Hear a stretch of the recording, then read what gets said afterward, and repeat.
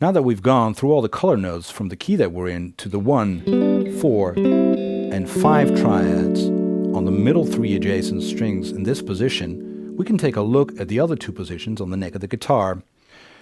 Remember that we only have these 3 shapes to work with, and the only thing you need to do is to keep an eye on where the root is of that triad for each shape. The 1 chord in the key of G major has its root on the 4th string played with your ring finger. The 4 chord in the key of G major, which is the C major, has its root on the 2nd string.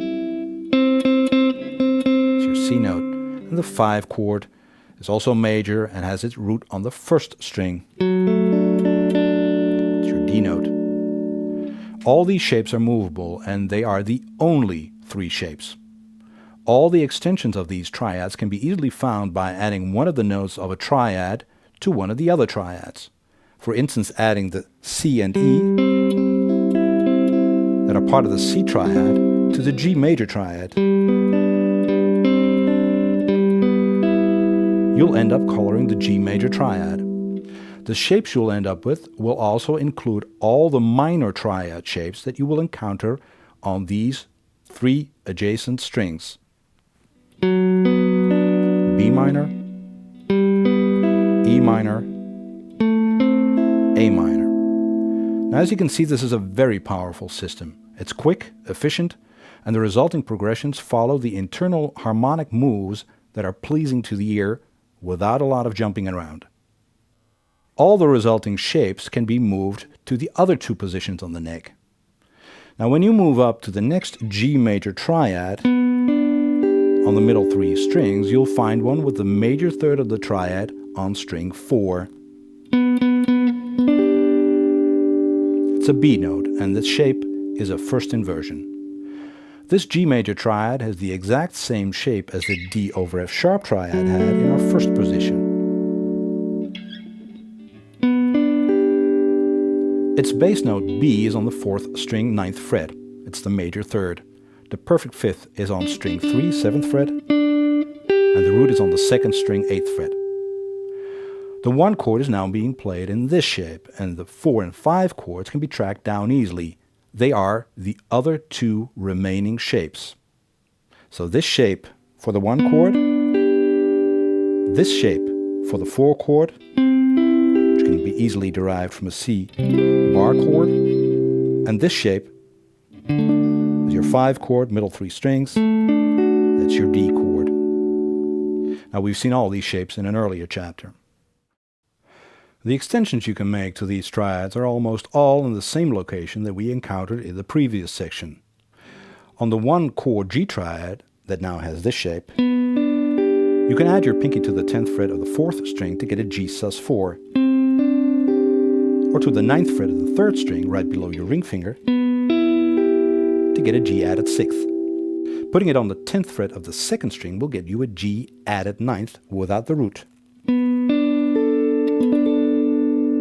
Now, these are all the exact same extensions to the triad that we saw on the D over F sharp. The only exception is the flatted 7th color that we found by adding your pinky to the 3rd string 5th fret of the D over F sharp triad. Throw your fingers around.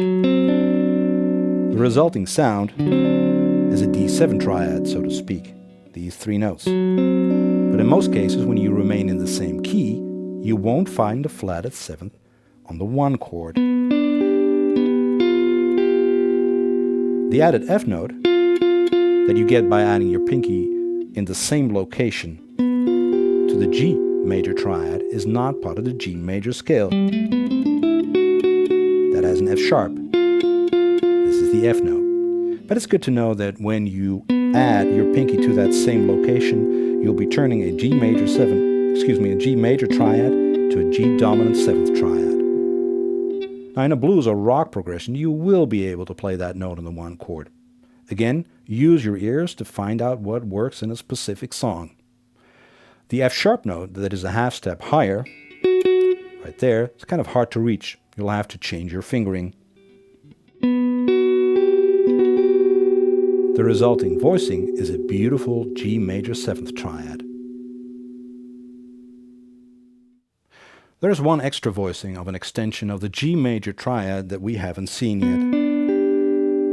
That note is one whole note down beneath the major third bass note of this first inversion, and it's the major second played here on the 7th fret. It's part of the D major triad. You could replace that major third by the major second to end up with this shape. And this is the bass note.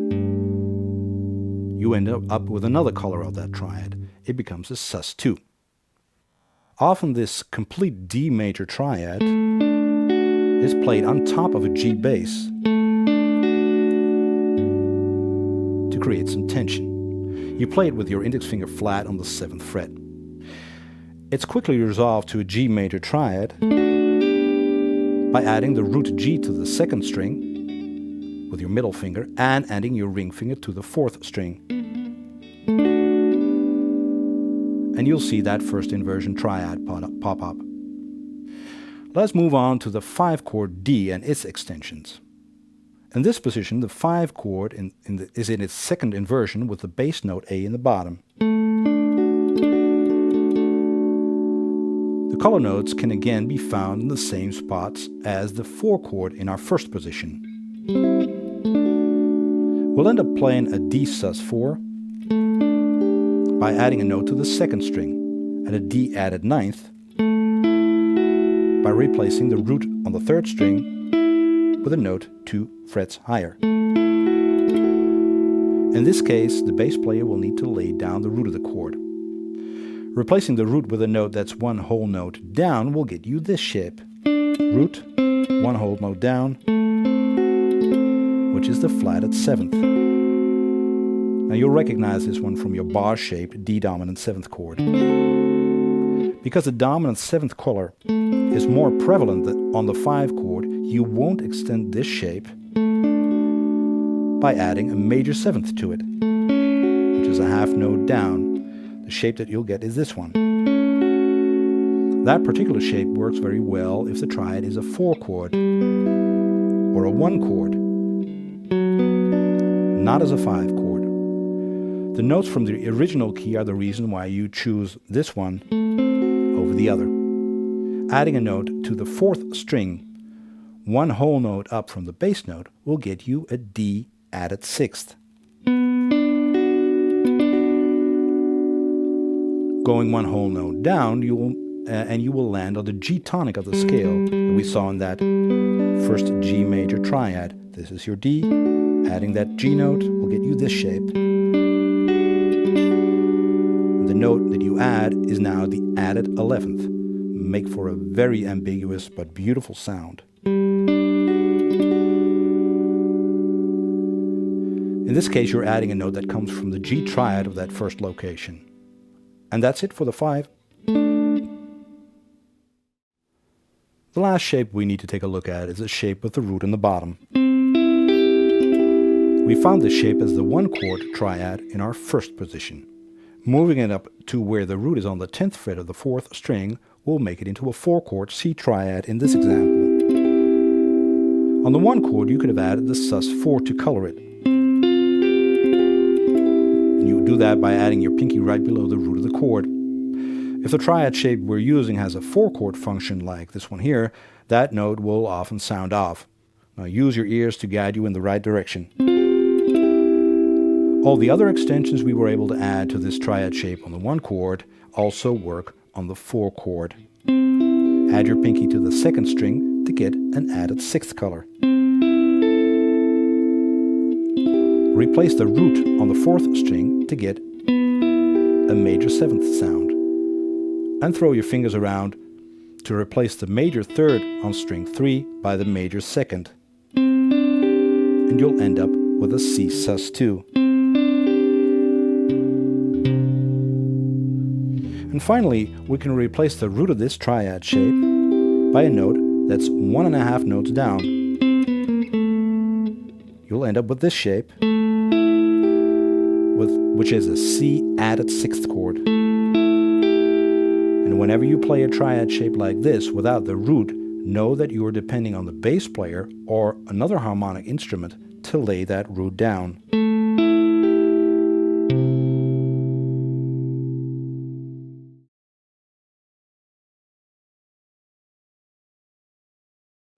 Now this concludes all the added colors to the three major chord triads in the second position. By now you'll have seen that most extensions of the basic triads on adjacent strings can be found in the exact same locations relative to the triad.